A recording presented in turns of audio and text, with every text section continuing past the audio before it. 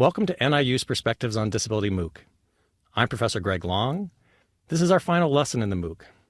As we've gone through the lessons, you've heard from a number of guest speakers. I recognized, however, when I looked at the entirety of what they had to say, there were quite a bit of perspectives, ideas, and advice that we've not yet been able to include in any of the previous lessons. As such, this lesson is really going to be devoted entirely to the guest speakers. They will take center stage, and they're going to talk first about attitudinal barriers. Then they'll give you some more etiquette suggestions. We've got a section where they'll provide some personal perspectives, talk about the value of educating others, and then end with some advice for students as well as advice for parents. I would like to call your attention to two unique aspects of this week's quiz and activities. During Lesson 1, you were asked to respond to a pretest regarding definitions, barriers, universal design, and person-first language. In this, our final lesson, the quiz will serve as post-test. That is, you'll be asked to respond to similar types of questions. As always, you will have the opportunity to take the quiz as many times as needed to attain an 80% correct rate. The second change in this week's lesson relates to activities. In past weeks, you've had the opportunity to choose among 6 different activities. This week, however, we only have one activity. Specifically, we ask that you write a brief, no more than 1 or 2 page, reflection and evaluation paper.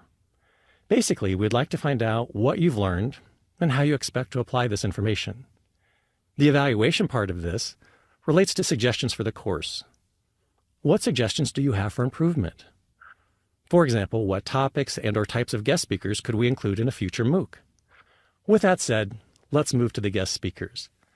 In this first segment, they will share some additional perspectives about attitudinal barriers. One had helped me gather all my books, and it had taken a little bit longer for the cashier to ring out my order. And at that time, there were a lot of people that were coming in because it was very busy. It was the beginning of the semester. And she had said, oh, could you hold on a minute? I got to get these other people. And I was thinking, me being a nice guy, I didn't say anything, but I was very offended because I was there first. I thought it was first come, first serve. So, but I did say something. I did call the bookstore afterwards, and that woman, from what I understand, had been talked to because they had apologized to me for that. And the next time I went there, this woman wasn't ringing up my order. I was very happy about that. So my biggest concern, though, was gym class.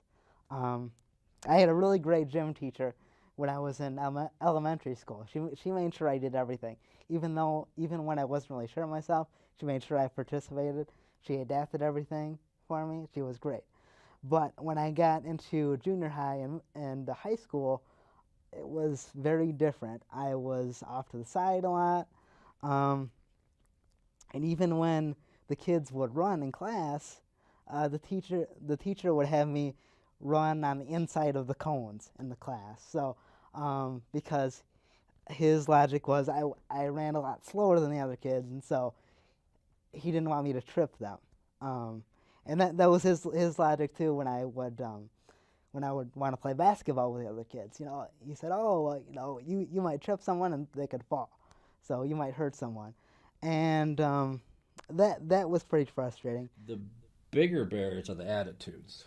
To give an example, to give a quick story, is like my wife, who's hearing impaired, to give an answer, is that we went shopping and we were signing using ASL, and that's how we communicate, and a person who works there came over and they said, do you two talk? We get that question a lot. I go, yes, we talk. And my wife came over and said, what are you two talking about? And the second question that the sales associate said, is she stupid? Well, what am I going to do? I told my wife, she got upset, of course. But it was that stereotype, deaf and dumb type thinking. And the only thing we don't like is pity. That's a huge barrier. Pity is crappy. I'm going to be honest. It's an awful word. But pity, don't pity us. We don't like that. It depends on how I go out that day. If, as someone who's partially sighted, I can use either my cane, my dog, or if I want to take a chance, go out without anything. If I go out with a cane, I'm usually treated as a social pariah. People see the cane and they're confused by it, scared by it, and generally just want to avoid it. If they see the dog, they generally want to pet the dog, play with the dog, and will sometimes talk to me, but will also sometimes act as if the dog is there and I'm not. If I go out without it, I tend to get treated as you would treat anybody else, and my vision difficulty is referred to as a vision difficulty rather than blindness. Definitely have more communication with people, and what that does is it tends to open the door, so afterwards, if I have the cane or the dog, it's not as big of a deal. It's that initial interaction that seems to be eased by the lack of travel aid. The issue of disclosure when it comes to my disability itself. We're a visual society. And somebody looking at me, and remember, it's all about tact too. Now, there's always one in every crowd that comes up to me and it's like, oh, what the heck happened to you or whatever, which is ridiculous. I'm not going to get offended. I'll just say, yeah, I broke my back or whatever. So. Because my disability is invisible,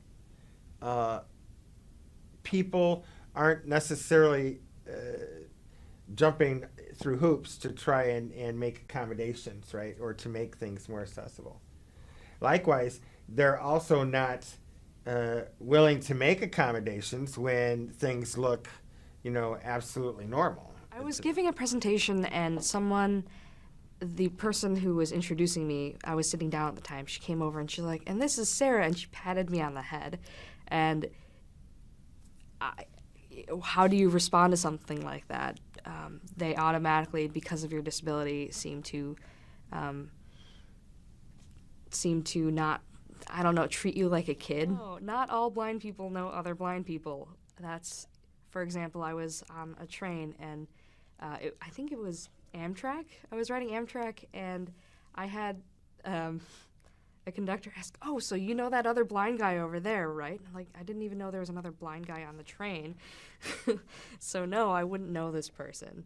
Or if I happen to be with, say, a blind guy, people would be like, oh, you must be dating. That's not true. He happens to be a friend of mine who happens to be blind. That's, it's annoying when people think that all of us know each other. That's not. Assumptions.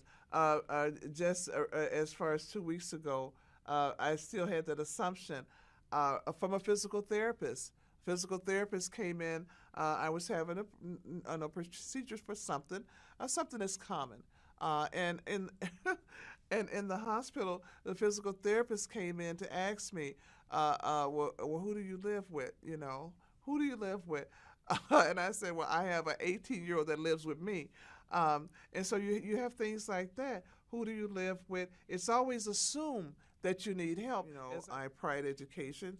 I pride leadership. There's still people who feel they should run your life, make decisions for you. They still should make decisions for you. And I don't know whether to relate that to being black or with a disability. The majority of the time, I think it's with a disability.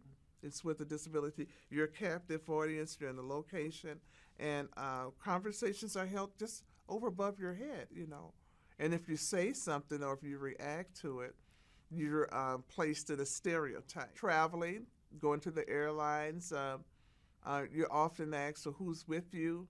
And I always point to that person standing up right there, and they look around before they catch on, oh, it's nobody there. They're with me. It's always, and you're always confronted with, can I help you? Can I help you? Not even good morning.